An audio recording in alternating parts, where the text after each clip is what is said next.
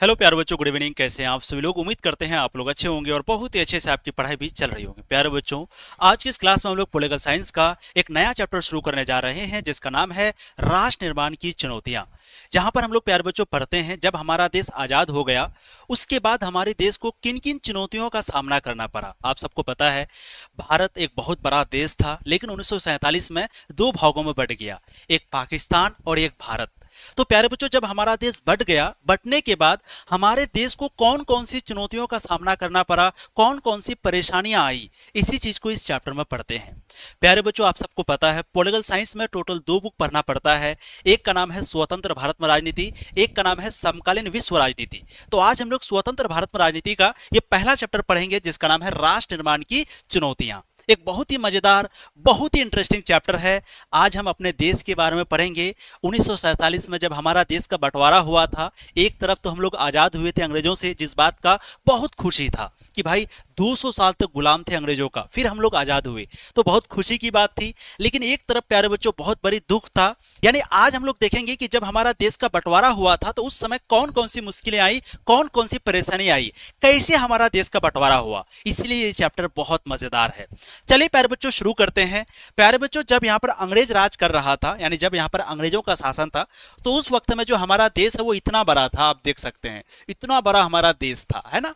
लेकिन प्यारे बच्चों 1947 में क्या हुआ, हमारा देश टूट करके इतना छोटा सा बन गया, इतना छोटा सा। तो इतना बड़ा जो देश था प्यारे बच्चों, वो जो दो भागों में बट गया। इसी चीज को इस चैप्टर में पढ़ते हैं। अब देखते हैं हम लोग क्या क्या पढ़ेंगे। तो सबसे पहले परिचय देखेंगे, फिर देखेंगे कि आजादी के बाद नए राष्ट्र की चुनौतियां, यानी जब हमारा देश आजाद हो गया उनके बाद देश के सामने कौन कौन सी चुनौतियां आई, कौन कौन सी परेशानी आई। फिर देखेंगे द्विराष्ट्र की स्थापना, यानी कैसे पाकिस्तान एक अलग देश बना, कैसे भारत एक अलग देश बना। फिर देखेंगे रजवाड़ों का विलय। रजवाड़ आपको पता है, जो छोटे छोटे राजा थे, आप सबको पता है पूरे भारत में अंग्रेजों का कब्जा नहीं था। कई ऐसे जगह थे जहां पर छोटे छोटे राजा हुआ करते थे। यानी टोटल कितने राजा थे? 565। तो इन्हीं लोगों को कहा जाता है रजवाड़। अब ये जितने भी रजवाड़ थे ना, ज्यादातर रजवाड़ जो है वो अपना अलग देश बनाना चाहता था, वो भारत में शामिल नहीं होना चाहता था। जैसे आपको पता है जम्मू कश्मीर, जब हमारा देश आजाद हुआ तो जो जम्मू कश्मीर का राजा था वो कहा कि ना ही हम पाकिस्तान की तरफ जाएंगे ना ही भारत की तरफ जाएंगे, हम अपना एक अलग देश बनाएंगे। तो इस तरह से बहुत सारे ऐसे राजा थे जो भारत के साथ नहीं रहना चाहता था, आजादी के समय अपना अलग देश बनाना चाहता था। इस तरह से भारत का बहुत ज्यादा टुकड़ा हो जाता। तो किस तरह से सारी जगहों को भारत में मिलाया गया, यानी कि हैदराबाद भारत में कैसे मिला, कश्मीर भारत में कैसे मिला, इसी को कहते हैं रजवाड़ों का विलय। ठीक। फिर पढ़ेंगे प्यारे बच्चों राज्यों का पुनर्गठन, यानी कैसे कैसे अलग अलग राज्य बना, है ना। महाराष्ट्र कैसे बना, उसके बाद गुजरात कैसे बना, यानी अलग अलग राज्य कैसे बना। आज टोटल राज्य कितना है? 28। तो ये सभी राज्य कैसे बना। फिर देखेंगे 1948 के बाद की राजनीति, यानी जब हमारा देश 1947 में आजाद हो गया तो आजाद होने के बाद 1948 के बाद हमारे देश की राजनीति कैसी थी, यानी 1948 के बाद क्या क्या हुआ हमारे देश में। इन चीजों को यहां पर पढ़ेंगे। ठीक है, चलिए प्यारे बच्चों शुरू करते हैं। सबसे पहले देखते हैं परिचय। इस अध्याय में हम जानेंगे कि हिंदुस्तान के आजाद होने के बाद देश को कितनी बड़ी बड़ी मुश्किलों का सामना करना पड़ा। यानी जब हमारा देश 15 अगस्त 1947 में आजाद हुआ तो आजाद होने के बाद हमारे देश को कौन कौन सी मुश्किलों का सामना करना पड़ा। आजादी के साथ ही भारत और पाकिस्तान दो देशों का निर्माण हुआ था। जब हमारा देश आजाद हुआ 15 अगस्त को, तो उसी समय प्यारे बच्चों दो देश बना, एक पाकिस्तान बना, एक भारत बना। ठीक। तो भारत में अलग अलग जाति के लोग थे, भारत में अलग अलग धर्म के मानने वाले लोग थे, भारत में अलग अलग परंपराओं को मानने वाले लोग थे। तो कैसे इनको एकजुट किया गया, क्योंकि भारत में अलग अलग धर्म के लोग रहते थे, अलग अलग जाति के लोग रहते थे। तो कैसे सारे लोगों को मिलाया गया, कैसे सब लोग एक हुआ, कितनी मुश्किलों का सामना करना पड़ा। ये सारी चीजें करने में एक बहुत बड़ी चुनौती थी।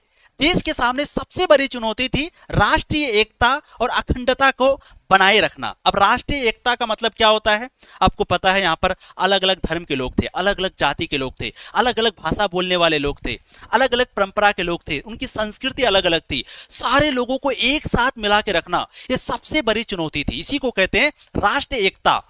कैसे सब लोगों को एक करके रखा गया, कैसे राष्ट्रीय एकता बना, क्योंकि यहां पर सब कुछ अलग अलग था। तो सबसे बड़ी चुनौती था राष्ट्रीय एकता और अखंडता। अखंडता मतलब जिसको इंटीग्रिटी कहते हैं, यानी हमारा देश का टुकड़ा ना हो। ये कैसे हुआ, कैसे आखिर हमारा देश एक पूर्ण रूप से देश बना, क्योंकि आपको पता है हैदराबाद, जम्मू कश्मीर, मणिपुर, ये सब भारत के साथ विलय होना नहीं चाहता था, भारत के साथ मिलना नहीं चाहता था। ये सब कैसे एक हुआ, भारत में कैसे मिला?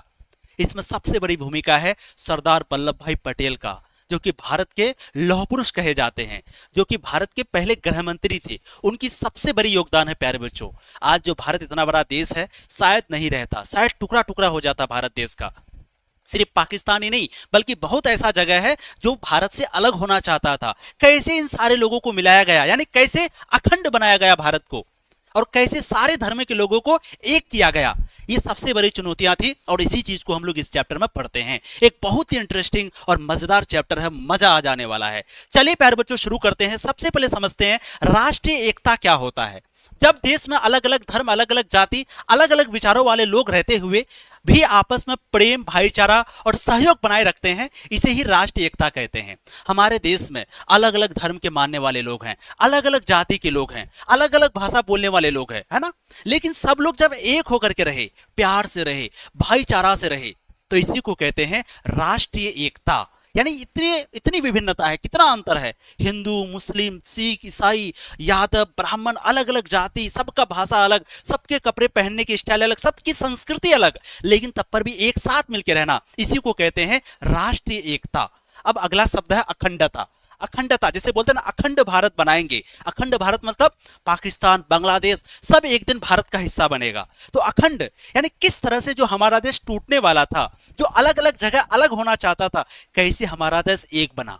तो अखंडता का मतलब होता है जिसे कोई भी तोड़ या बांट ना सके, उसे अखंडता कहते हैं। यानी जो हमेशा एकजुट और अटूट रहे, वही अखंडता है। पहला टॉपिक है भारत की आजादी यानी स्वतंत्रता भारत। आपको पता हमारा देश कब आजाद हुआ था? 15 अगस्त की रात को। यानी कहने का मतलब क्या हो गया कि जैसे आज 14 अगस्त है, ठीक है, तो अभी 7 बज रहा है, धीरे धीरे धीरे 12 बजेगा, 1 बजेगा, जैसे ही 12:01 होगा तो फिर 15 अगस्त हो जाएगा। तो उसी समय हमारा देश आजाद हुआ था। तो भारत जो है वो 14-15 अगस्त के बीच में 1947 की मध्य रात्रि को यानी आधी रात को आजाद हुआ था। आजाद भारत के पहले प्रधानमंत्री थे पंडित जवाहरलाल नेहरू। उसी रात उन्होंने संसद के विशेष सत्र को संबोधित किया था।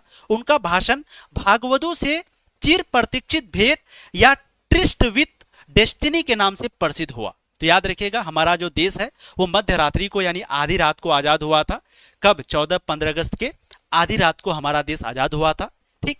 और सबसे भारत के जो पहले प्रधानमंत्री थे उनका नाम था जवाहरलाल नेहरू।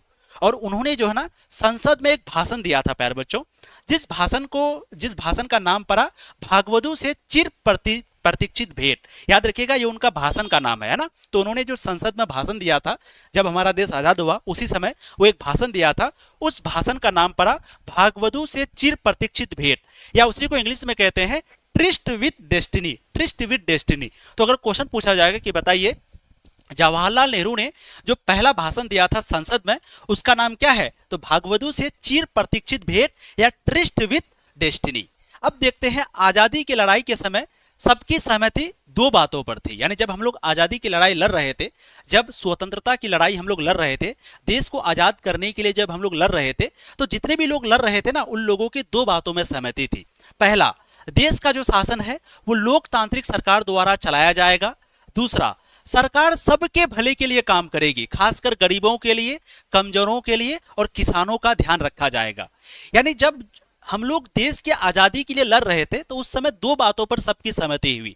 पहला बात क्या था? पहला बात था कि हमारा जो देश है वो लोकतंत्र होगा। अब आप कहोगे सर लोकतंत्र का मतलब क्या है? लोकतंत्र का मतलब होता है जनता का। लोकतंत्र का मतलब एक तरह से होता है चुनाव, जनता का होगा। कहने का मतलब क्या? जैसे हमारा देश कैसा देश है? एक लोकतांत्रिक देश है। हम लोग जो है सरकार को वोट देते हैं, मतदान करते हैं, तभी एक सरकार बनता है ना। ऐसे नहीं कि डायरेक्ट कोई राजा नहीं बन जाता है। हम लोग अगर उनको वोट नहीं देंगे तो वो हार जाएगा, अगर वोट देंगे तो वो जीत जाएगा। तो जो हमारा देश है वो एक लोकतांत्रिक देश है। तो आजादी से पहले जब आजाद नहीं हुए थे तो सारे लोगों की सहमति थी कि जो हमारा देश है वो लोकतांत्रिक देश होना चाहिए। कहा ठीक है। फिर दूसरा बात कहा गया कि जो भी सरकार बनेगा वो सबके लिए काम करेगा, किसी एक के लिए नहीं, किसी एक धर्म या किसी एक जाति के लिए नहीं, बल्कि सबके लिए, खास करके जो गरीब है, जो कमजोर है, जो किसान है, उनके लिए सरकार काम करेगा। कहा कि चलो भाई ठीक है। ये 2 बातों पर सबकी सहमति थी जो भी आजादी की लड़ाई लड़ रहा था। अब भारत 1947 में आजाद हुआ, लेकिन यह आजादी बहुत कठिन हालात में मिली। आजादी के साथ ही देश का बंटवारा भी हुआ। शायद ही कोई ऐसा देश ऐसी हालत में आजाद हुआ होगा, यानी पूरी दुनिया में शायद ही ऐसा कोई देश होगा जो आजाद भी हुआ और उसका बंटवारा भी हुआ। एक तरफ हम लोग को खुशी था कि 200 साल बाद हम लोग आजाद हुए हैं, एक तरफ दुख था कि हम लोगों का देश बट चुका है, हमारा देश टूट चुका है। तो एक तरफ खुशी था कि हम लोग आजाद हुए हैं और दूसरी तरफ दुख था कि हमारा देश का बंटवारा हो गया है। वो जो इतना बड़ा देश था अब वो छोटा देश बन गया है। ठीक है, अब महात्मा गांधी ने प्यारे बच्चों इसी समय कहा था, यानी 14 अगस्त 1947 को महात्मा गांधी जी कोलकाता में थे, है ना। यानी जब हमारा देश आजाद हो रहा था उस रात को गांधी जी कहां पर थे? कोलकाता में थे। क्यों पता है? क्योंकि कोलकाता में बहुत ज्यादा दंगा हो रहा था, हिंदू और मुसलमानों के बीच लड़ाई हो रहा था, इसलिए गांधी जी कोलकाता गए थे वहां के मुसलमानों और हिंदुओं को समझाने के लिए कि भाई आपस में मत लड़ो। तो वहीं पे कोलकाता में गांधी जी ने कहा था, क्या कहा था? कहा था कि कल हम अंग्रेजी राज की गुलामी से आजाद हो जाएंगे। उन्होंने कहा, जब आजाद नहीं हुए थे, जस्ट उसी समय, जस्ट एक रात पहले उन्होंने कहा था कि कल हम लोग अंग्रेजों के राज से आजाद हो जाएंगे, हम लोग जो गुलाम थे अब हम लोग आजाद हो जाएंगे। आधी रात को भारत का बंटवारा भी होगा, इसलिए कल का दिन हमारे लिए खुशी का भी दिन होगा और गम का भी होगा। तो गांधी जी ने यह भाषण दिया था कोलकाता में 14 अगस्त 1947 को। क्या भाषण दिया था? कि कल हम लोग अंग्रेजों की गुलामी से आजाद हो जाएंगे। इस बात का खुशी भी है, लेकिन वही आधी रात को हमारा देश का बंटवारा भी होगा, इस बात का दुख भी है। तो गांधी जी जो है ना, आजादी मिला तब भी गांधी जी खुश नहीं थे, दुख थे। ठीक, जब हमारा देश आजाद हुआ प्यारे बच्चों, तो उस समय हमारे देश के सामने 3 सबसे बड़ी चुनौतियां थी। चैप्टर का नाम है चुनौतियां वाला चैप्टर, है ना।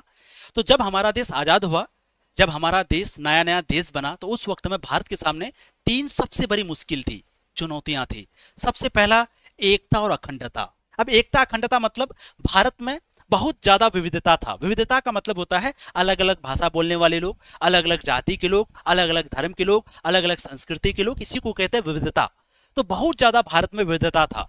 कैसे सबको एक साथ रखा जाए, अलग अलग भाषा अलग अलग धर्म बोलने वाले लोगों को कैसे एक साथ रखा जाए, साथ ही साथ अखंड यानी कैसे भारत को अखंड रखा जाए। कहने का मतलब भारत में अलग अलग जगह भारत से अलग होना चाहता था। हैदराबाद अलग, जम्मू कश्मीर अलग, मणिपुर अलग, भारत के साथ मिलना नहीं चाहता था। वो लोग चाहता था कि हम अपना अलग देश बनाएंगे या हम पाकिस्तान के साथ मिल जाएंगे, लेकिन भारत के साथ रहना नहीं चाहता था। तो ये सबसे बड़ी चुनौती थी कि अलग अलग धर्म के लोग, अलग अलग जो राज्य अलग होना चाहता उनको कैसे एक साथ मिलाया जाए। तो पहला पॉइंट है, सबसे बड़ी जो चुनौती थी वो था एकता और अखंडता का। भारत आकार और विविधता के तौर पर किसी महादेश से कम नहीं है।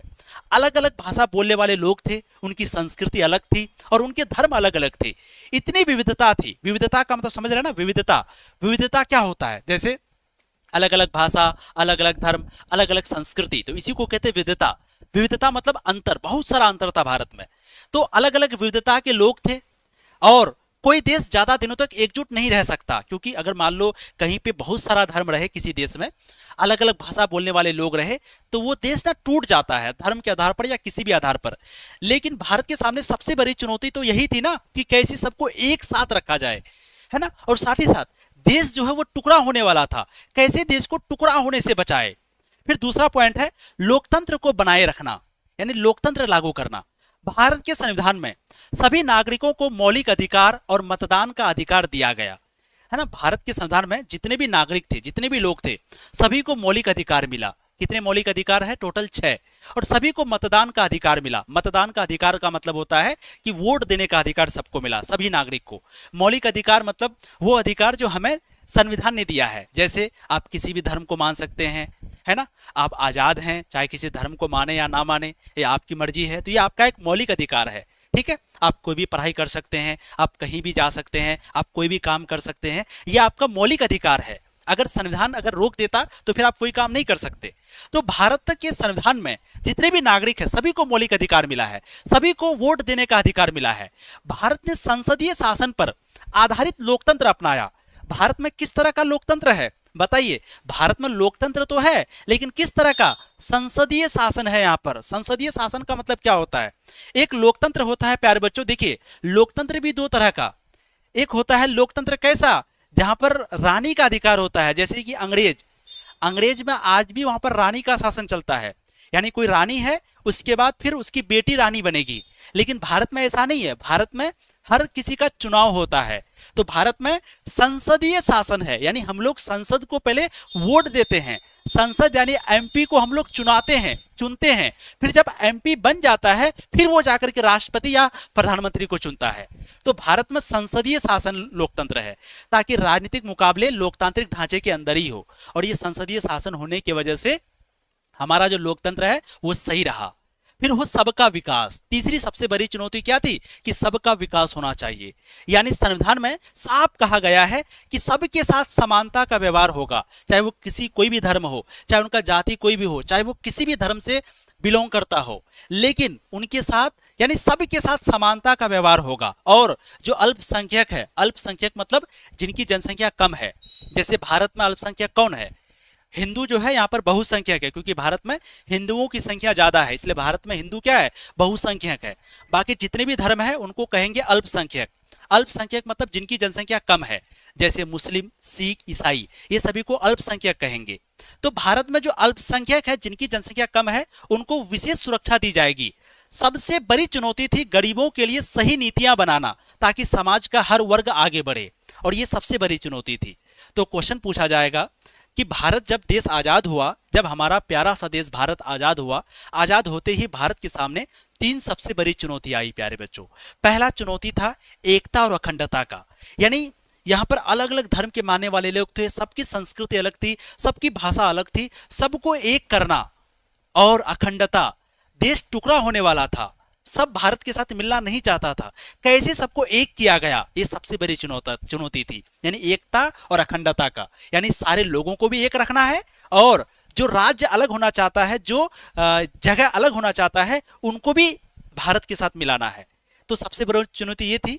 दूसरा, लोकतंत्र को बनाए रखना। अब क्योंकि यहाँ पर अलग अलग धर्म के लोग हैं, अलग अलग जाति के लोग हैं, तो किस तरह से यहाँ पर लोकतंत्र लागू रहे, क्योंकि कई ऐसे देश थे जहां पर लोकतंत्र लागू हुआ फिर खत्म हो गया, फिर लोकतंत्र लागू हुआ फिर खत्म हो गया। लोकतंत्र मतलब जनता का शासन। आज हम लोग वोट देते हैं तभी प्रधानमंत्री या राष्ट्रपति बनता है, अगर नहीं देंगे तो वो नहीं बन पाएगा, जिसको देंगे वो बनेगा। तो यहाँ पर लोकतंत्र है, तो लोकतंत्र को बनाए रखना यह भी बहुत बड़ी चुनौती थी। तीसरा, सबका विकास, जो कि सबसे इंपॉर्टेंट है। सबका विकास होना चाहिए, चाहे वो गरीब हो, अमीर हो, किसी भी जाति से हो, किसी भी धर्म से हो, सबका विकास होना चाहिए। ये सबसे बड़ी चुनौती थी। अब कैसे सबका विकास हो, कैसे लोकतंत्र लागू हो, कैसे एकता और अखंडता बनाए रखा जाए, कैसे सारे धर्म के लोग एक रहे, कैसे हमारा देश का टुकड़ा ना हो, कैसे सब लोग एक साथ मिलकर रहे, कैसे सबका विकास हो, यही तो सबसे बड़ी चुनौती थी। ठीक, अब प्यारे बच्चों, ये है मोहम्मद अली जिन्ना। यही वो इंसान है जिसकी वजह से पाकिस्तान नाम का एक अलग देश बना। शायद ये इंसान जिंदा नहीं रहता तो आज पाकिस्तान नाम का अलग देश नहीं बनता। ठीक है, देखो मोहम्मद अली जिन्ना ने प्यारे बच्चों 11 अगस्त 1947 को, है ना, पाकिस्तान में कराची में एक भाषण दिया संविधान सभा में। वो क्या था, उन्होंने कहा कि जो बहुसंख्यक है, यानी जिस धर्म की जनसंख्या ज्यादा है, और जो अल्पसंख्यक है जिनकी जनसंख्या कम है, उनकी जो भी जटिलता है, यानी उनके पास जो भी समस्या है, वो सारी समस्याओं का समाधान होगा, उन्होंने कहा भाषण में। फिर आगे कहा, यहाँ अलग अलग समुदाय के लोग हैं, जैसे अगर वो मुसलमान है तो वो पठान भी हो सकता है, पंजाबी मुसलमान अलग होता है, पठान मुसलमान अलग होता है, सिया मुसलमान अलग होता है, सुन्नी मुसलमान अलग होता है। अगर वो हिंदू है तो हिंदू में जो ब्राह्मण है वो अलग होता है, हिंदू में जो वैष्णव है वो अलग होता है, हिंदू में जो खत्री है वो अलग होता है, हिंदू में जो बंगाली है, मद्रासी है, ये सब अलग होता है। आप पाकिस्तान में आज़ाद हैं। उन्होंने पाकिस्तान के बारे में कहा कि पाकिस्तान में चाहे हिंदू हो या मुसलमान हो, वो आज़ाद है। हिंदू में अगर मान लो वैष्णव है तो आपको जो मानना है मानो, आप ब्राह्मण है मानो, जो धर्म मानना है, यहाँ कोई दिक्कत नहीं है। तो उन्होंने डायरेक्ट कहा अपने संविधान सभा में, क्या कहा कि चाहे आप हिंदू है या मुसलमान हैं, चाहे पठान, पंजाबी, सिया है या ब्राह्मण, खत्री, बंगाली हैं, आप पाकिस्तान में आजाद हैं। आप मंदिर भी जा सकते हैं तो मस्जिद भी जा सकते हैं, या किसी भी पूजा स्थल पर आप जा सकते हैं। आपका धर्म है, आपका जाति है, आपका विश्वास है, आप जिस धर्म को मानते हैं, जो जाति को मानते हैं, जो चीज को मानते हैं, मानिए, हमें उससे कोई दिक्कत नहीं है। तो बताइए कहां पर उन्होंने ये बात कहा, तो उन्होंने कराची, पाकिस्तान में 11 अगस्त 1947 को मोहम्मद अली जिन्ना ने प्यारे बच्चों ये बात कहा कि आप अगर पाकिस्तान में हैं, चाहे आप मुसलमान हैं या हिंदू है, चाहे आप पठान है या सिया है या सुन्नी है या ब्राह्मण है या वैष्णव है या जो भी है, पाकिस्तान में आप आज़ाद हैं। आप जिस भी धर्म को मानना चाहते हैं, मंदिर जाएं, मस्जिद जाएं, जहां जाएं, हमें कोई दिक्कत नहीं। ये बात कहा मोहम्मद अली जिन्ना ने अपने भाषण में। अब आगे देखो जवाहरलाल नेहरू ने क्या कहा। जवाहरलाल नेहरू, उन्होंने प्यारे बच्चों मुख्यमंत्रियों को एक पत्र दिया, यानी जो जवाहरलाल नेहरू है उन्होंने मुख्यमंत्री को एक पत्र लिखा। उस पत्र में उन्होंने क्या कहा, 15 अक्टूबर 1947 की बात है ये, यानी अगस्त सितंबर अक्टूबर यानी आजादी के 2 महीने बाद की बात है।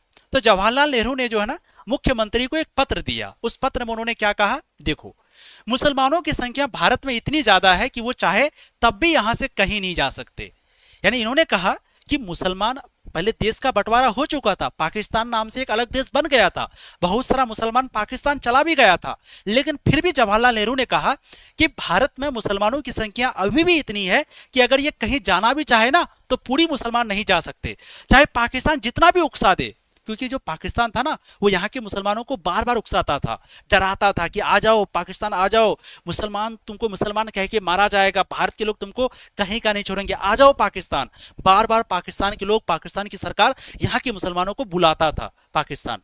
तो जवाहरलाल नेहरू ने कहा कि मुसलमान यहाँ पर इतने ज्यादा हैं कि वो चाहे तो भी नहीं जा सकते, चाहे पाकिस्तान जितना भी उकसा दे, चाहे वो वहां पर गैर मुस्लिम मतलब हिंदू, गैर मुस्लिम यानी जो मुस्लिम नहीं है यानी हिंदू, तो चाहे वो गैर मुस्लिम को का जितना भी अपमान करे, गैर मुस्लिम जो मुस्लिम नहीं है, चाहे वो हिंदू हो, सिख हो, ईसाई हो, सभी को गैर मुस्लिम कहेंगे। तो जो पाकिस्तान है ना वो यहाँ के मुसलमानों को हमेशा उकसाता था, और वहां के जो पाकिस्तान के जो गैर मुस्लिम थे यानी सिख, ईसाई, हिंदू जो थे उनके ऊपर हमेशा उनका अपमान करता था, उनको डराता था।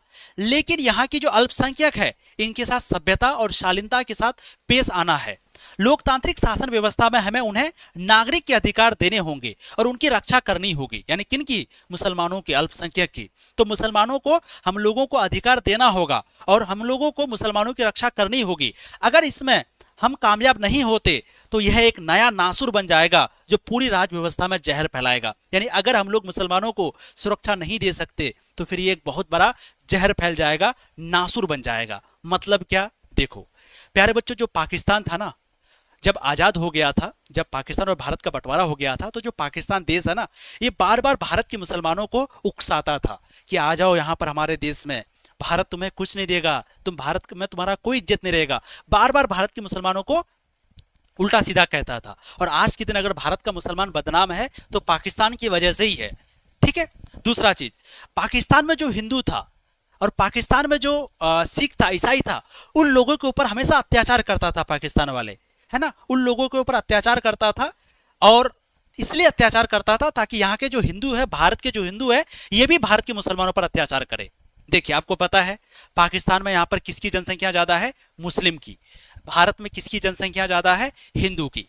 तो जो पाकिस्तान वाले हैं ना वो हिंदू पर, सिख पर या ईसाई लोगों पर बार बार अत्याचार करता था। पता है क्यों अत्याचार करता था? ताकि जो भारत के लोग हैं ये भी यहाँ के मुस्लिमों पर अत्याचार करे, है ना। और जब भारत के लोग मुस्लिमों पर अत्याचार करेगा तो मुसलमान भारत के खिलाफ हो जाएंगे और मुसलमान पाकिस्तान चला जाएंगे। इस तरह से पाकिस्तान दिमाग लगाता था। लेकिन जवाहरलाल नेहरू ने एक पत्र लिखा और वो कहा कि तुम भारत के मुसलमानों को कितना भी उकसा दो, वो कहीं नहीं जाने वाले, जाना चाहे तो भी नहीं जा सकते। फिर उन्होंने कहा कि यहाँ के मुसलमानों को हम अधिकार देंगे, हम रक्षा करेंगे और हम उनके साथ बराबर का अधिकार देंगे, सबको जैसे बाकियों को देंगे, सबको एक समानता का नजर से देखेंगे। इन्होंने, जवाहरलाल नेहरू ने एक मुख्यमंत्रियों को पत्र में लिखा। ठीक है।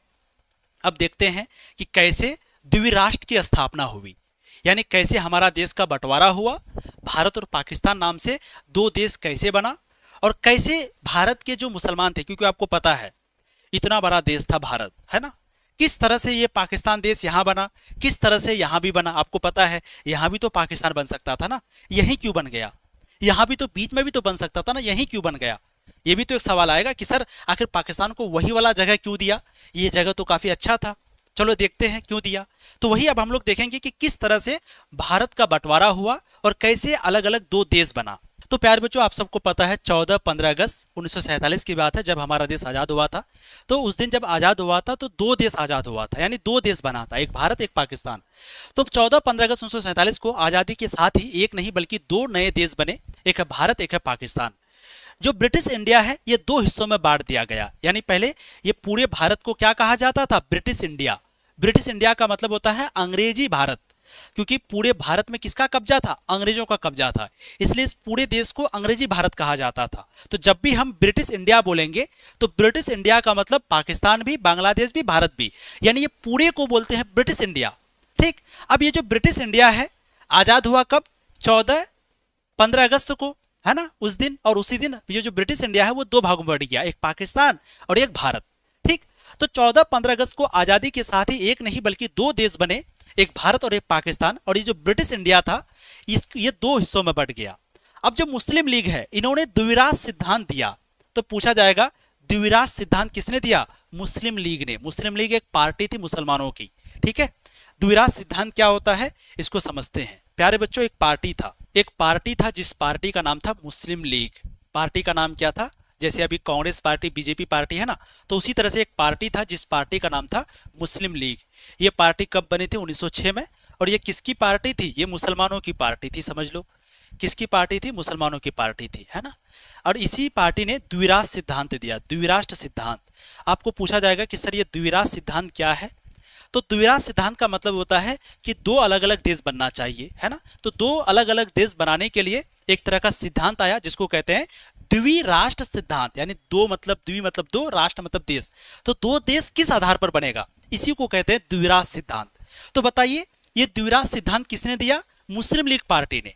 इसके अनुसार भारत केवल एक कौम का देश नहीं है बल्कि इसमें दो अलग अलग कौम है, हिंदू और मुसलमान। यानी ये जो मुस्लिम लीग पार्टी है इन्होंने कहा कि द्विराज सिद्धांत दिया, उन्होंने एक सिद्धांत दिया जिसका नाम है द्विराज सिद्धांत। और ये जो मुस्लिम लीग पार्टी है इन्होंने कहा कि भारत किसी एक कौम का यानी किसी एक धर्म का देश नहीं है बल्कि दो धर्म का देश है, दो कौम का देश है।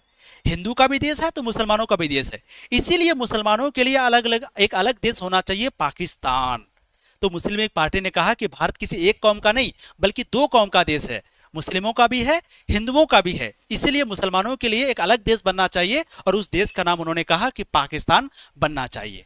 अब जो कांग्रेस है ना, उन्होंने इस सिद्धांत का विरोध किया। उन्होंने कहा कि जो द्विराज सिद्धांत है इसको हम नहीं मानेंगे। यानी जो कांग्रेस पार्टी था प्यारे बच्चों, ये जो मुस्लिम लीग है ये क्या लाया? द्विराज सिद्धांत लाया। और द्विराज सिद्धांत के तहत मुस्लिम लीग पार्टी ने कहा कि भारत किसी एक धर्म का नहीं बल्कि दो धर्म का देश है, हिंदू का भी है, मुसलमान का भी है, इसलिए मुसलमानों के लिए अलग देश बनना चाहिए, पाकिस्तान। लेकिन जो कांग्रेस पार्टी था ना, उन्होंने इसका विरोध किया। उन्होंने कहा कि नहीं, कोई मुसलमान हिंदू का देश नहीं, भारत सभी का देश है और सब यही रहेगा, कोई अलग देश नहीं बनेगा। तो कांग्रेस ने इस सिद्धांत का विरोध किया, यानी द्विराज सिद्धांत का। लेकिन 1940 के दशक में परिस्थितियां बदल गई और कांग्रेस और मुस्लिम लीग के बीच एक राजनीतिक प्रतिस्पर्धा बढ़ी। यानी 1940 आते आते पहले तो कांग्रेस पार्टी विरोध में था, वो कभी भी द्विराज सिद्धांत को स्वीकार नहीं करना चाहता था। लेकिन कुछ ऐसी मजबूरी आ गई 1940 के बाद कि फिर उसके बाद कांग्रेस पार्टी और मुस्लिम लीग, यानी ये कांग्रेस पार्टी और मुस्लिम लीग पार्टी, ये दोनों पार्टी के बीच में बहुत ज्यादा टक्कर बढ़ा, यानी प्रतिस्पर्धा बढ़ा और ब्रिटिश शासन की नीतियों का भी असर पड़ा। अंततः पाकिस्तान की मांग मान ली गई और भारत का विभाजन हो गया। यानी कांग्रेस पार्टी कभी भी नहीं मानती थी द्विराज सिद्धांत को। लेकिन प्यारे बच्चों, स्थिति ऐसी आ गई 1940 के बाद, कुछ ऐसी मजबूरी आ गई कि जो कांग्रेस पार्टी है इनको मजबूरन ये बात मानना पड़ा और फिर भारत देश का बंटवारा हुआ और पाकिस्तान नाम से एक अलग देश बना। ठीक है, अब आते हैं विभाजन के समय आई मुख्य समस्याएं। यानी जब हमारा देश का बंटवारा हो रहा था तो कौन कौन सी समस्या आया? देखो, जिस भूभाग को इंडिया के नाम से जाना जाता था और उसे भारत और पाकिस्तान नाम के दो देशों के बीच बांट दिया गया। यानी ये पूरे भारत को इंडिया कहा जाता था, याद रखिएगा, पूरे भारत को, ये पूरा भारत ही था, है ना। तो इस पूरे भारत को क्या कहा जाता था? इंडिया। लेकिन इस इंडिया को दो भागों में बांट दिया गया, एक आपका पाकिस्तान और एक आपका भारत। तो जिस भूभाग को इंडिया के नाम से जाना जाता था, इस देश को भारत और पाकिस्तान नाम से दो देशों के बीच बांट दिया। अब कहा कि ये जो इंडिया देश है, ये जो पूरा इंडिया है, इसको किस आधार पर बांटा जाएगा? धर्म के आधार पर या जगह के आधार पर? मान लो ये देश का बंटवारा होगा तो कैसे बांटेंगे? ऐसे बांट देंगे क्या? ये पूरा पाकिस्तान को दे देंगे, ये पूरा भारत हो जाएगा? कैसे बांटा जाएगा? तो फिर कहा कि धार्मिक आधार पर बांटा जाएगा। यानी देश को कैसे बांटा जाएगा? धर्म के आधार पर। धर्म के आधार पर मतलब जहां पर मुसलमान ज्यादा रहेगा, जहां पर मुसलमान ज्यादा रहेगा वो पाकिस्तान कहलाएगा, जहां पर हिंदू ज्यादा रहेगा वो भारत कहलाएगा। अब कहा कि अरे भाई ये कैसे होगा? अब देखो ये भारत है, आप सबको पता है ये क्या था? ये पूरा को इंडिया कहा जाता था। अब उन्होंने क्या कहा कि जहां पर मुसलमान ज्यादा रहेगा वो मुसलमान कहलाएगा, जहां पर हिंदू ज्यादा रहेगा वो भारत कहलाएगा। अब मुसलमान तो यहां भी है, मुसलमान तो यहां भी है, मुसलमान तो यहां भी है, मुसलमान तो यहां भी है, उसी तरह से हिंदू यहां भी है, यहां भी है, यहां भी है, तो कैसे बंटवारा होगा?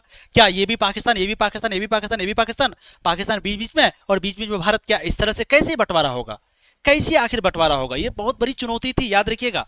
तो वही चीज यहां पर है कि इंडिया नाम से सिर्फ एक देश था, लेकिन आजादी के समय भारत और पाकिस्तान नाम से दो देश बन गया। अब विभाजन का जो आधार है वो धार्मिक बहुसंख्यक रखा गया। कहने का मतलब कि धर्म के आधार पर हमारा देश बटेगा।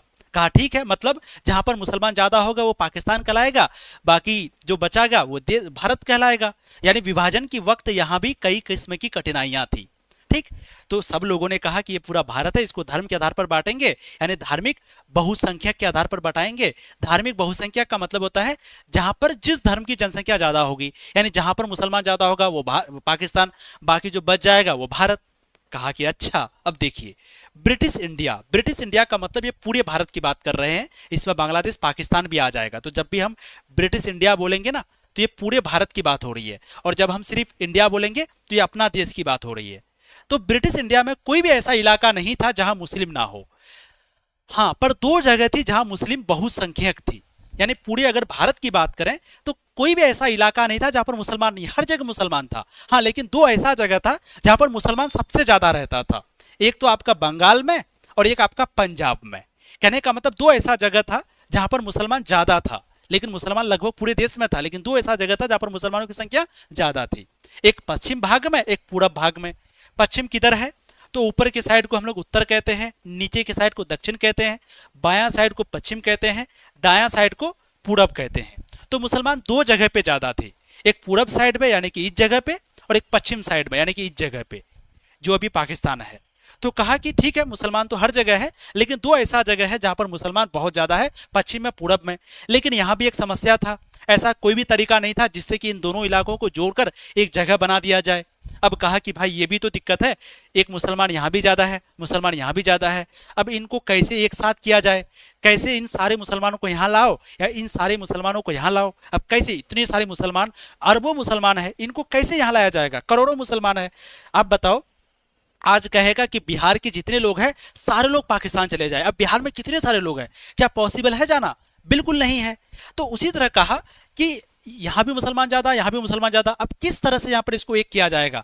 तो एक जगह, यानी कि एक ऐसा कोई भी तरीका नहीं था जिससे कि दोनों इलाकों को जोड़कर एक जगह कर दिया जाए। फिर यहां पर यह फैसला हुआ कि पाकिस्तान में दो इलाके शामिल होंगे, एक पश्चिम पाकिस्तान बनेगा, एक पूर्वी पाकिस्तान बनेगा, और इनके बीच भारत का एक बहुत बड़ा हिस्सा रहेगा। यह फैसला होने के बाद फिर एक समस्या जन्म लिया।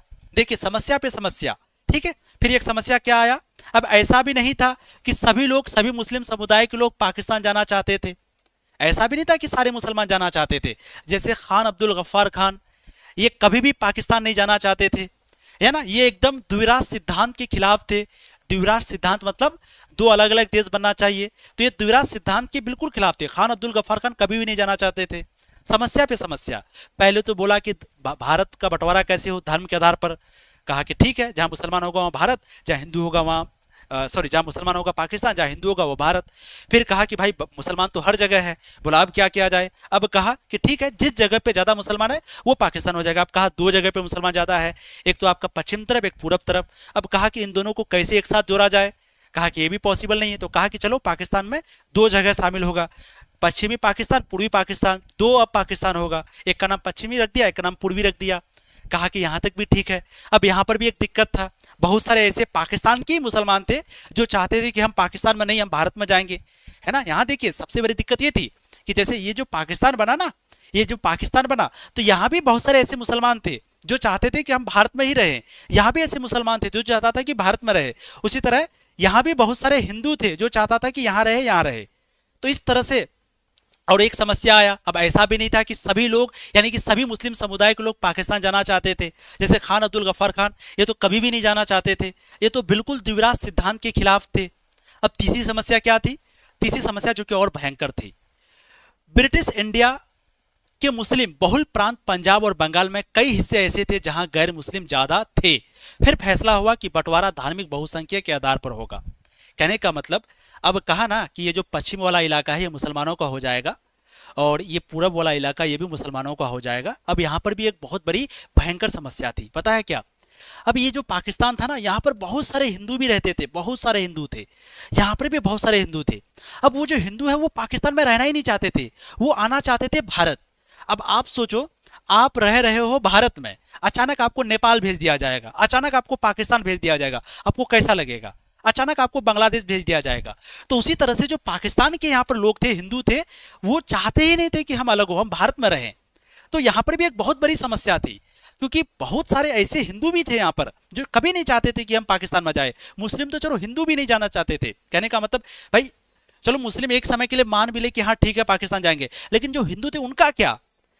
तो 14-15 अगस्त 1947 के मध्य रात्रि तक फैसला नहीं हुआ। इसका मतलब आजादी के दिन तक लोगों को यह पता नहीं था कि वो भारत में है या पाकिस्तान में। कहने का मतलब जिस दिन हमारा देश आजाद हुआ था, 14-15 अगस्त के बीच में जो हमारा देश आजाद हुआ था, इस समय तक किसी को नहीं पता था कि वो भारत में है या पाकिस्तान में, क्योंकि फिक्स नहीं हुआ था। फिक्स नहीं हुआ था कि इसी को पाकिस्तान बनाया जाएगा, फिक्स नहीं हुआ था कि इसी को पाकिस्तान बनाया जाएगा। तो बताओ, जिस दिन हमारा देश आजाद हो रहा है उस दिन तक किसी को नहीं पता था कि भारत में है या पाकिस्तान में है। अब जो यहाँ के लोग हैं उनको भी डाउट है कि अब इसको पाकिस्तान अभी तो बनाया ही नहीं गया है। यहाँ जो भारत के लोग हैं इनको भी डाउट है कि ये भारत है कि या ये पाकिस्तान बनेगा। तो बताइए, जिस दिन देश आजाद हो रहा था उस दिन तक किसी को मालूम नहीं था कि हम पाकिस्तान में है या भारत में। अब चौथी समस्या देखिए, अल्पसंख्यकों की समस्या। पाकिस्तान में लाखों की संख्या में हिंदू और सिख आबादी थी। आप सबको पता है पाकिस्तान देश में भी बहुत सारे हिंदू थे। अब जो हिंदू थे वो तो भारत में आना चाहते थे, सिख थे वो भी भारत में आना चाहते थे। तो पाकिस्तान में लाखों की संख्या में हिंदू भी थे, सिख भी थे। ऐसे ही भारत के पंजाब और बंगाल में लाखों की संख्या में मुस्लिम थे। इसी तरह से पंजाब में और बंगाल में भी बहुत सारे मुस्लिम थे। दिल्ली और कई इलाके थे जहां पर मुस्लिम लाखों की संख्या में थे। अब इन लोगों का हालत ऐसा हुआ कि जहां सदियों से उनके पुरखे आबाद रहा है उसकी जमीन पर, उसी जमीन पर वो विदेशी बन गए। कहने का मतलब क्या है? अब जैसे ही यहाँ पर बंटवारा हुआ कि भाई धर्म के आधार पर बंटवारा होगा। धर्म के आधार पर मतलब क्या? कि जो मुसलमान है वो पाकिस्तान जाएगा और जो हिंदू है वो भारत आएगा। कहा कि ठीक है। अब पाकिस्तान में लाखों लोग थे जो हिंदू थे और भारत में भी लाखों लोग थे जो मुसलमान थे। अब कैसे मुसलमान वहां जाए, कैसे हिंदू यहां आए? अब जो मुसलमान भारत में थे वो उन लोगों के ऊपर अत्याचार होना शुरू हुआ। कहा कि तुम तो मुसलमान हो, जाओ पाकिस्तान।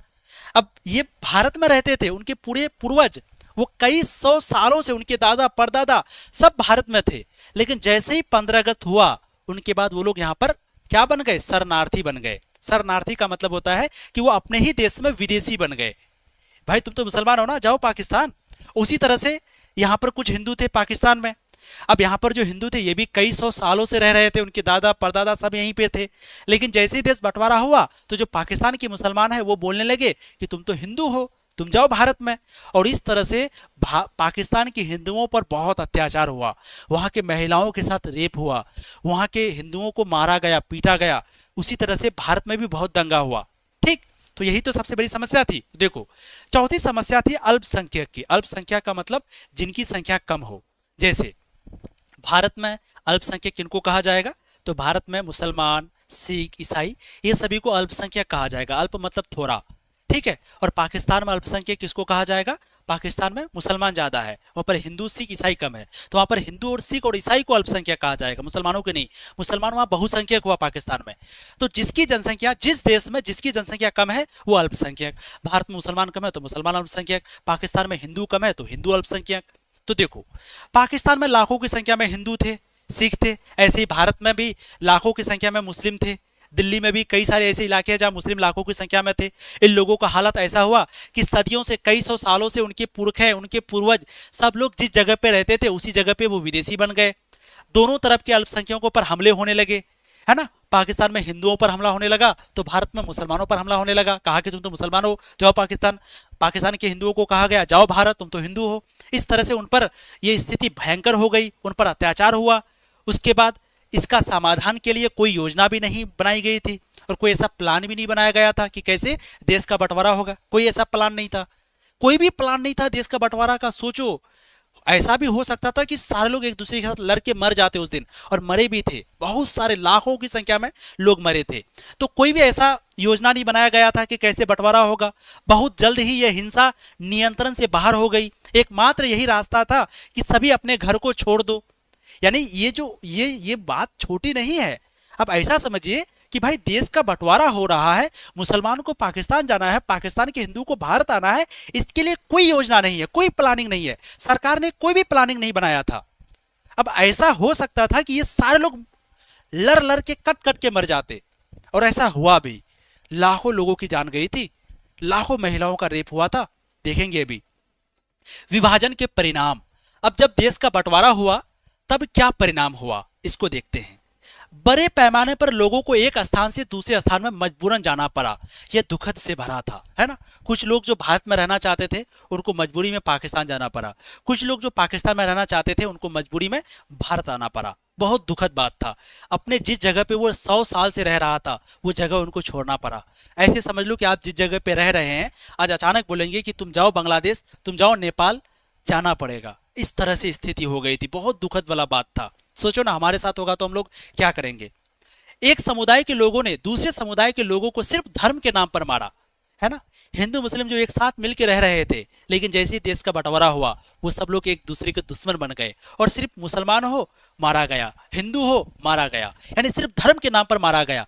लोग बड़े पैमाने पर हिंसा का शिकार हुए, यानी बहुत ज्यादा खून खराबा हुआ, बहुत सारे लोग मारे गए। लाहौर, लाहौर कहां पर है, पाकिस्तान में है।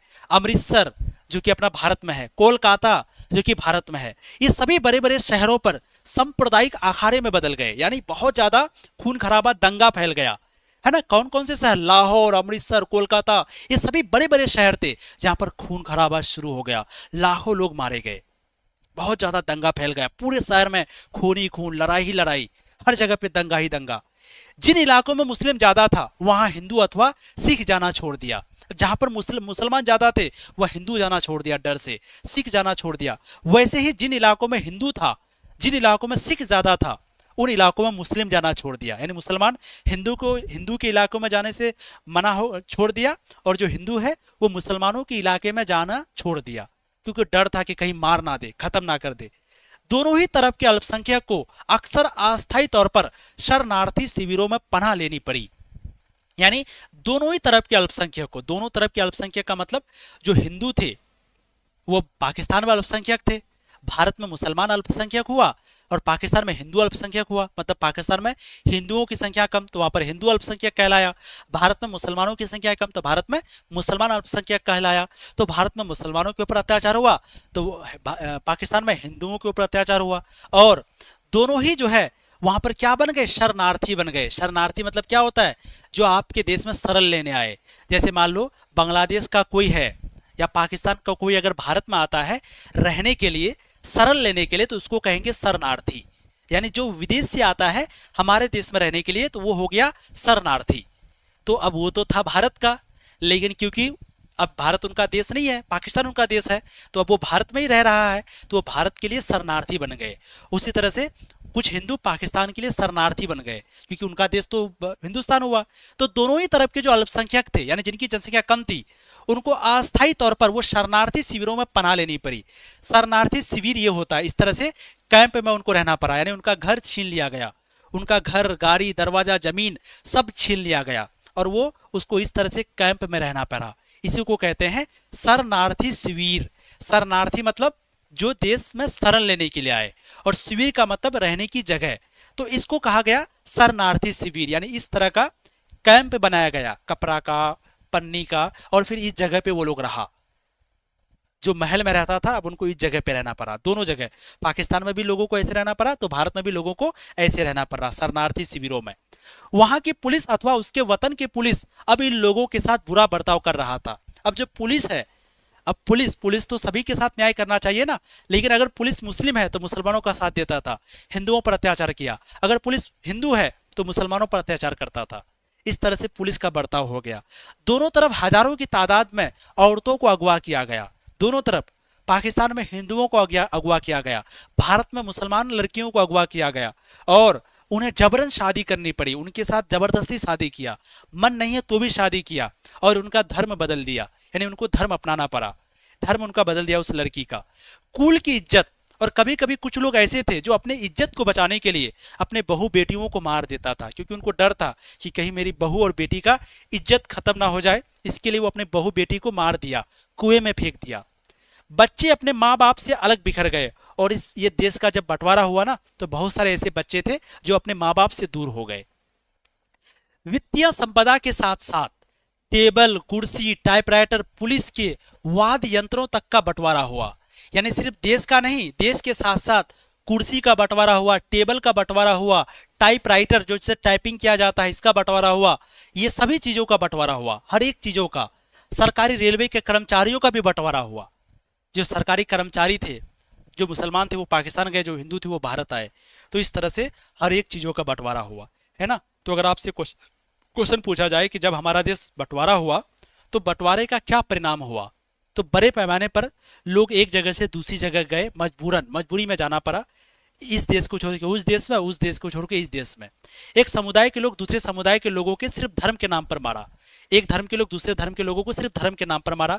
लाहौर, अमृतसर, कोलकाता जैसे बड़े बड़े शहर थे जहां पर सांप्रदायिक दंगा होना शुरू हो गया, यानी पूरा खून खराबा वहां शुरू हो गया। जिन इलाकों में मुस्लिम ज्यादा था वहां हिंदू जाना छोड़ दिया, जहां हिंदू ज्यादा था मुसलमान जाना छोड़ दिया।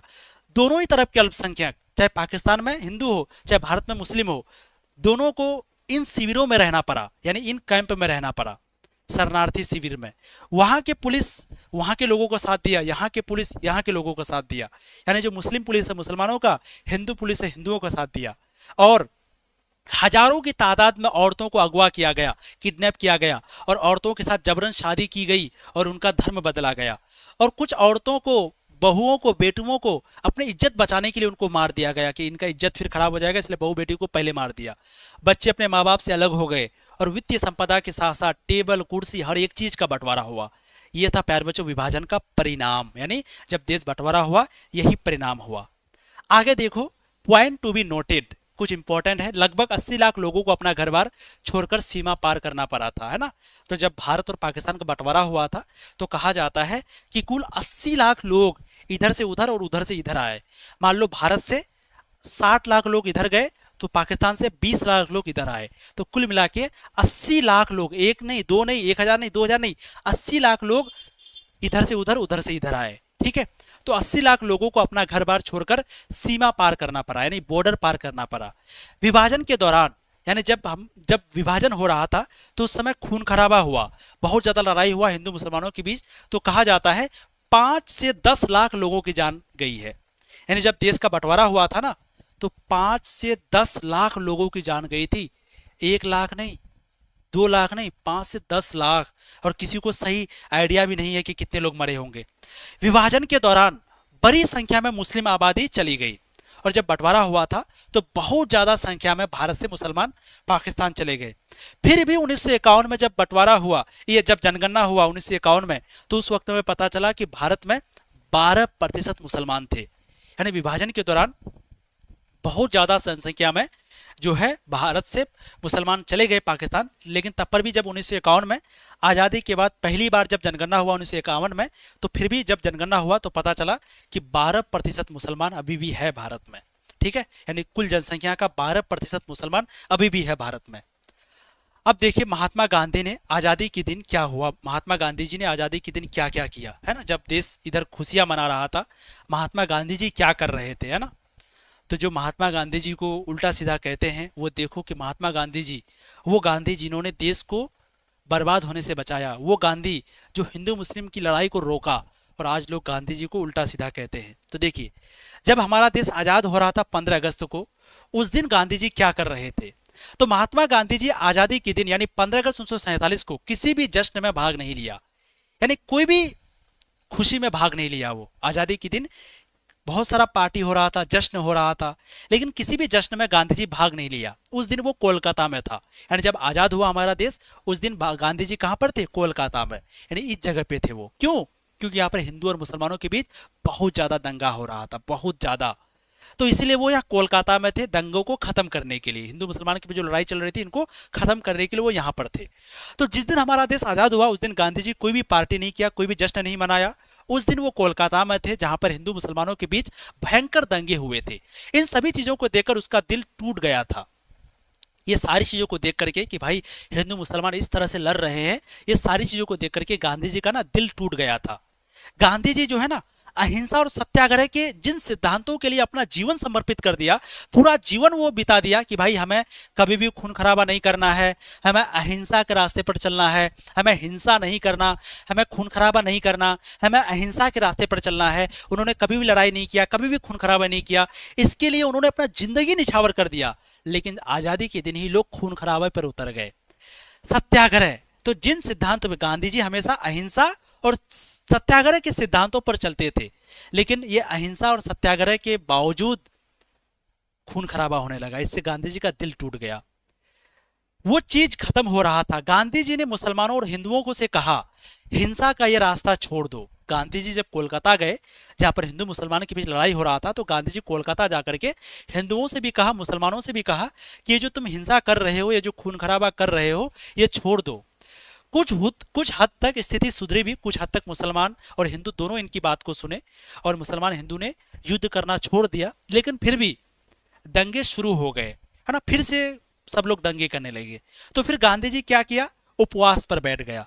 यानी वो उपवास पर बैठ गया, कहा कि अब जब तक ये लड़ाई खत्म नहीं होगी तब तक हम कुछ नहीं खाएंगे। ठीक है।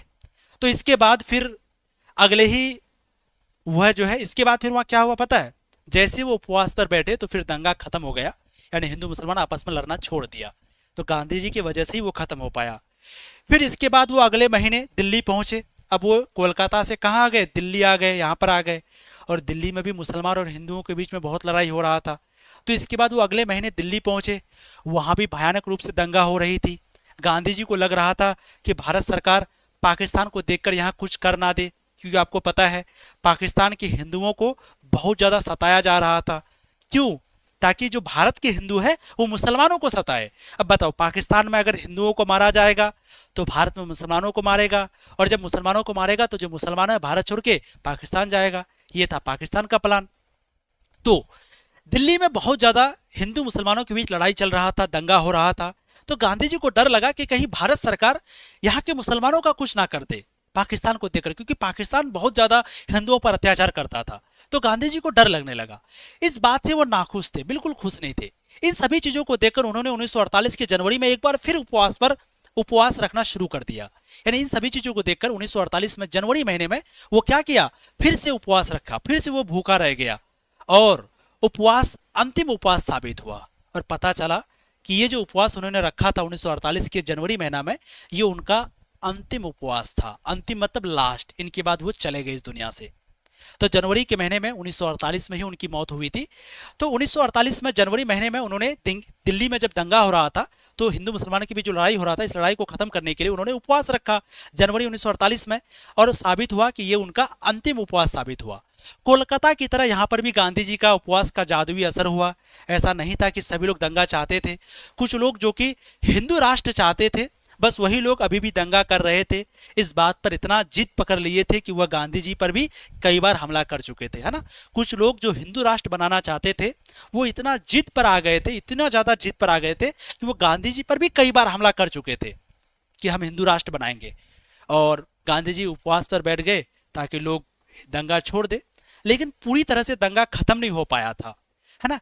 अंत में वह दिन आ गया जब गांधी जी को एक हिंदू अतिवादी नाथुराम विनायक गौडसे 30 जनवरी 1948 के दिन संध्याकालीन यानी शाम के दिन प्रार्थना के समय उनकी तरफ चलता हुआ आया, नजदीक पहुंचा और उसने गांधी जी पर 3 गोलियां चला दी और गांधी जी कुछ ही पल में उनकी मृत्यु हो गई। ठीक है। तो दिल्ली में जब दंगा चल रहा था तो गांधी जी आए। गांधी जी आने के बाद फिर से वो उपवास रखा। सारे लोगों को कहा कि हमें नहीं लड़ना चाहिए, मिलजुल के रहना चाहिए। और सब लोग इनकी बात सुने ही, लेकिन पूरी तरह से दंगा खत्म नहीं हुआ। इसी बीच बहुत सारे लोग जो हिंदू राष्ट्र बनाना चाहते थे, गांधी जी और बाकी लोग इनके खिलाफ थे। कुछ लोग जो चाहते थे, तो एक था अतिवादी जिनका नाम था नाथुराम गोडसे। गांधी जी पूजा करके आ रहे थे, नाथुराम गोडसे उधर से आया, गांधी जी का पहले पैर छुआ, पैर छूने के बाद वो खड़ा हुआ, खड़ा होने के बाद उन्होंने गांधी जी पर 3 गोली चला दी। और जैसे ही गांधी जी पर 3 गोली चलाई तो गांधी जी ने कहा कि इनको कुछ मत करना, और गांधी जी वहीं पे उनकी मृत्यु हो गई। और लास्ट में जाते समय उन्होंने क्या बोला, हे राम, तो अंतिम शब्द उनका था हे राम। ठीक है, तो गांधी जी कुछ ही पल में उनकी मृत्यु हो गई, और इसका असर यह हुआ कि सब कुछ सही हो गया, सारा हिंसा खत्म हो गया, सब कुछ शांत पड़ गया, है ना। वो गांधी जी जिन्होंने देश के लिए सब कुछ छोड़ दिया था, बहुत अमीर था वो, लंदन में जाके पढ़ता था उस वक्त में, अंग्रेजों के जमाने में। तो वो गांधी जी जो सब कुछ छोड़ दिया देश के लिए, और जैसे उनकी मृत्यु हुई तो सारे लोग समझो कि पूरा एकदम शांत पड़ गया, पूरा शांत पड़ गया, सब शांत हो गए। ठीक है, अब आगे देखिए, फैज अहमद फैज के बारे में थोड़ा सा जानिए। एक इंसान था प्यारे बच्चों जिसका नाम था फैज अहमद फैज। ये शायरी बहुत अच्छा करता था, इनके बारे में किताब में दिया गया है। तो फैज अहमद फैज 1911 में इनका जन्म हुआ था और 1984 में इनकी मृत्यु हुई थी। इनका जन्म कहाँ पर हुआ था, सियालकोट में हुआ था। तो फैज अहमद फैज का जन्म सियालकोट में हुआ था। ये वामपंथी थे, वामपंथी, है ना। एक होता दक्षिणपंथी, एक होता वामपंथी। जैसे बीजेपी पार्टी है, बीजेपी पार्टी वो कैसा पार्टी है, दक्षिणपंथी है, राइट विंग। और जो कांग्रेस पार्टी है वो वामपंथी है, यानी लेफ्ट विंग है। तो एक होता वामपंथी, एक होता दक्षिणपंथी। ये दोनों क्या होता बाद में समझेंगे, याद रखिएगा। फैज अहमद फैज जिनका जन्म 1911 में हुआ, मृत्यु 1984 को हुई। इनका जन्म सियालकोट में हुआ था। ये वामपंथी थे और वो पाकिस्तान शासन तंत्र से हमेशा टकराव रहता था, है ना। यानी फैज अहमद फैज कभी भी पाकिस्तान का समर्थन नहीं किया, हमेशा थे ये मुसलमान लेकिन पाकिस्तान का ये विरोध करता था। कारावास में बहुत सारा समय गुजारा और हमेशा ये जेल में रहा, कारावास में रहा, ज़्यादातर समय इनका जेल में ही गुजरा। ठीक है, और इन्होंने बहुत सारे कविता लिखे। जैसे अगर बात करें, एक कविता था नक्शे फरियादी, उसके बाद दस्त ए सबा, जिंद, ये सभी उनके क्या थे, कविता थे। 20वीं सदी में 60 एशियाई कवियों में इनका बहुत बड़ा नाम था। और 20वीं सदी में टोटल 60 ऐसे कवि थे। 20वीं सदी में 60 एशिया के कवि थे। इसमें से इनका बहुत बड़ा नाम था प्यारे बच्चों उन कवियों में। किनका, फैज अहमद फैज का। यानी एशिया के ऐसे 60 कवि थे जो कि बहुत, 60 मतलब 60 ऐसे पोएट थे, कवि थे जो बहुत ज़्यादा था, नामी था। उसमें से एक फैज अहमद फैज भी थे। और इन्होंने एक कविता लिखा था नक्श ए फरियादी, दस्त ए सबा, जिंद, ये सभी कविता उनकी बहुत फेमस थी। किनकी, फैज अहमद फैज की। ठीक है, आगे देखते हैं सरदार वल्लभ भाई पटेल के बारे में। ये वही सरदार वल्लभ भाई पटेल है जो कि भारत के पहले गृह मंत्री थे। और आज जो हमारा देश, हैदराबाद, जम्मू कश्मीर, मणिपुर, ये जो हमारा देश आज इतना बड़ा देश है ना, उसमें सबसे बड़ी योगदान इन्हीं का है, यानी सरदार वल्लभ भाई पटेल का, जिनको भारत का लौह पुरुष कहा जाता है। ठीक है, देख लेते हैं इनके बारे में। सरदार वल्लभ भाई पटेल जिनका जन्म हुआ था 1875 में और इनकी मृत्यु हुई थी 1950 में, यानी 1950 में ये इस दुनिया से चले गए, है ना। गांधी जी की मृत्यु कब हुई थी, 1948 में। और इनके 2 साल के बाद यानी 1950 में सरदार वल्लभ भाई पटेल भी चले गए और इनका जन्म हुआ था 1875 में। ये आज़ादी के लिए जो आंदोलन हो रहे थे उसके नेता थे, है ना। तो बहुत सारा आज़ादी के लिए लड़ाई चल रहा था, तो उसके नेता थे सरदार वल्लभ भाई पटेल। ठीक है, ये कांग्रेस के भी नेता थे, याद रखिएगा, ये कांग्रेस पार्टी से थे। महात्मा गांधी के अनुयायी थे, यानी महात्मा गांधी जी के रास्ते पर चलते थे। यानी महात्मा गांधी जी के ही, महात्मा गांधी जी का जिस तरह का विचारधारा था, जिस तरह का सोच था, वही सोच सरदार वल्लभ भाई पटेल का भी था। भारत के आजाद होने के बाद उप प्रधानमंत्री और प्रथम गृह मंत्री भी ये रहे। तो अगर पूछा जाएगा कि भारत का पहला गृह मंत्री कौन है, सरदार वल्लभ भाई पटेल पहला होम मिनिस्टर है। और भारत का पहला उप प्रधानमंत्री कौन है, तो वो भी है सरदार वल्लभ भाई पटेल। याद रखिएगा, भारत के पहले प्रधानमंत्री थे जवाहरलाल नेहरू और उप प्रधानमंत्री थे सरदार वल्लभ भाई पटेल। तो ये गृह मंत्री भी थे और उप प्रधानमंत्री भी थे। भारत संघ में देशी रियासतों को मिलाने में इनकी बहुत बड़ी भूमिका रही, है ना। तो भारत में बहुत सारे लोग हैं, बहुत सारे ऐसे देशी रियासत है जो अलग होना चाहता था, भारत के साथ मिलना नहीं चाहता था, तो उसमें इनका बहुत बड़ा योगदान है। यानी सरदार वल्लभ भाई पटेल का बहुत ज़्यादा योगदान है। आज जो भारत का टुकड़ा टुकड़ा नहीं हुआ, इसमें सबसे बड़ी योगदान इन्हीं का है। किनका, सरदार वल्लभ भाई पटेल का। तो इनको 100 तोपों की सलामी। ठीक है, इस तरह के इंसान की वजह से आज हमारा देश एक होकर के है प्यारे बच्चों, याद रखिएगा। सरदार वल्लभ भाई पटेल कांग्रेस पार्टी से थे, पहले गृह मंत्री थे, इन्हीं को भारत का लौह पुरुष भी कहा जाता है। ठीक है, वेरी गुड। अब प्यारे बच्चों, जो कल की क्लास होगी वहां पर हम लोग पढ़ेंगे रजवाड़ों का विलय, यानी जो कल की क्लास होगी पार्ट 2, ये आपका और ज्यादा इंपॉर्टेंट होगा, क्योंकि यहां पर हम लोग रजवाड़ों का विलय देखेंगे। रजवाड़ों का विलय मतलब वो देश जो वो राज्य जो भारत से नहीं मिलना चाहता था, जैसे हैदराबाद, जैसे मणिपुर, जैसे जम्मू कश्मीर, ये भारत के साथ मिलना नहीं चाहता था, ये अलग देश बनना चाहता था, ये पाकिस्तान के साथ मिलना चाहता था। तो कैसे इनको भारत का हिस्सा बनाया, वो पढ़ेंगे कल। और कल का जो चैप्टर है वो और ज़्यादा मज़ेदार है। और जो लोग अभी चैनल को सब्सक्राइब नहीं किए हैं कर लीजिए, पूरी तैयारी आपकी होगी यहीं पर। वीडियो को लाइक नहीं किए हैं तो कर लीजिए। और अगर प्यारे बच्चों आप तनु क्लासेस ऐप को डाउनलोड नहीं किए हैं तो प्ले स्टोर में जाकर के तनु क्लासेस ऐप को डाउनलोड कर लेना, क्योंकि ये जो पीडीएफ है ना आपको वो फ्री मिलेगा। ठीक है, ये पीडीएफ आपको फ्री मिलेगा कहाँ पर, तनु क्लासेस ऐप में। ठीक है, ये तनु क्लासेस ऐप का नाम है। और हम लोग जितने भी टीचर्स हैं, आप सबको पता आर्ट्स का सबसे बड़ा चैनल है और यहाँ पर अभी टोटल 7 टीचर है जो आपको पढ़ाते हैं। तो सारा टीचर आपके तनु क्लासेस ऐप में पढ़ाते हैं। तो अगर आप तनु क्लासेस ऐप में किसी भी कोर्स में ज्वाइन करना चाहते हैं, स्पेशली हम लोग जो है ना 12 क्लास के बच्चों को सफलता बैच में पढ़ाते हैं, है ना। सफलता बैच क्या है, तो प्यारे बच्चों सफलता बैच एक ऐसा बैच है जहां पर पूरे आर्ट्स की सभी सब्जेक्ट की तैयारी बेहतरीन ढंग से एक्सपीरियंस एक्सपर्ट टीचर के द्वारा तैयारी कराई जाती है। अगर आप भी टॉपर बनना चाहते हैं, बढ़िया नंबर लाना चाहते हैं, 450 प्लस नंबर लाना चाहते हैं, है ना। पिछले बार हम लोगों के यहाँ से 22 टॉपर बना था। अगर आप भी टॉपर वगैरह बनना चाहते हैं, बढ़िया नंबर लाना चाहते हैं, तो आप सफलता बैच को ज्वाइन कर सकते हैं। यहाँ पर live class, record class, PDF notes, test, हर एक चीज कराया जाता है और अलग अलग सब्जेक्ट के अलग अलग टीचर यहाँ पर है। अगर आप सफलता बैच को ज्वाइन करना चाहते हैं तो इसके लिए तनु क्लासेस ऐप को डाउनलोड कर लेना या पीडीएफ के लिए डाउनलोड कर लेना।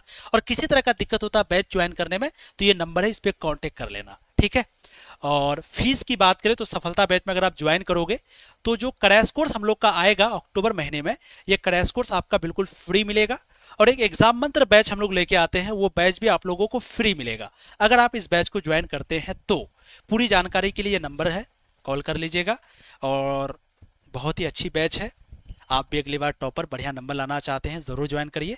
फीस बहुत कम है प्यारे बच्चों। ठीक है, thank you so much, bye bye. तो अच्छा था गुरुजी, सर साइकोलॉजी क्लासेस नुजहत देखते हैं कब लिया जाता है, इसलिए तो बोले सारे सब्जेक्ट की पढ़ाई सफलता बैच में होती है। अगर आपकी देखो बाबू एक सब्जेक्ट का तैयारी करोगे ना तो कभी भी तैयारी नहीं हो पाएगा, समझ गए ना। बहुत सारे बच्चे होते हैं जो सिर्फ एक सब्जेक्ट को पढ़ता है, नहीं होगा तैयारी। तो आप लोग यूट्यूब के भरोसे मत रहो। यूट्यूब में कितना क्लास लेंगे, 11th को पढ़ाना है, फिर यूट्यूब में अगर लेंगे तो फिर जो बच्चा ऐप में जुड़ा है वो नाराज हो जाएगा, बोलेगा सर हम लोग तो पैसा दिए हैं। आप समझो, और अगर कुछ बच्चा पैसा नहीं देगा, कोर्स नहीं लेगा, तो फिर हम लोग टीचर को नहीं दे पाएंगे, फिर टीचर नहीं टिक पाएगा। तो प्यारे बच्चों हम लोगों का भी एक मजबूरी बन जाता है, समझ गए ना। बहुत मुश्किल से चल रहा है ना। तो आप जरूर सफलता बैच को ज्वाइन करिए, इससे हम लोगों को भी बहुत सपोर्ट मिलता है और आपको भी बहुत सपोर्ट मिलेगा, आपकी भी तैयारी लाजवाब हो जाएगी। ठीक है, फीस भी ज़्यादा नहीं है यार, 1100-1200 रुपया फीस है, पूरे कोर्स का फीस है। क्रैश कोर्स सब फ्री है। आप कहीं पे जाइएगा तो 1 महीना या 2 महीना में 1000 फीस ले लेता है, यहाँ पर पूरे कोर्स का फीस इतना ले रहे हैं, है ना। और बढ़िया तैयारी भी करा देंगे, बिल्कुल टेंशन मत लीजिए। आपका जो 1200 पैसा ना वो बर्बाद नहीं जाएगा, गारंटी, इतना तो भरोसा कर ही सकते हैं ना। और हर एक सब्जेक्ट का प्रॉपर रूप से क्लास मिलेगा, है ना। साइकोलॉजी, सोशोलॉजी, होम साइंस, हर एक सब्जेक्ट का क्लास होता है यहाँ पर ऐप में। ठीक है, तो आप लोग सच में अगर बढ़िया तैयारी करना चाहते हैं तो यूट्यूब के भरोसे ना रह करके आप ज्वाइन कर लीजिए। यूट्यूब में तो हम लोग रिवीजन या कुछ इंपॉर्टेंट क्लास करवाते हैं, समझ गए। चलिए, सर आया था नोटिफिकेशन। तो जो लोग नहीं लिए हैं कोर्स जरूर ले लीजिएगा। मैं गारंटी के साथ कहता हूँ, वादा करता हूँ आपकी तैयारी इतनी अच्छी हो जाएगी ना, आप सोच नहीं सकते हैं। कभी भी आप ये नहीं कहेंगे कि सर पैसा वापस करिए। अगर आप कर दिए बोले ना तो हम कर भी देंगे, लेकिन जुड़ने के बाद आपको बिलीव हो जाएगा, क्योंकि अभी आप जुड़े नहीं है ना तो आपको पता नहीं कि इसके अंदर क्या मिल रहा है। चलो।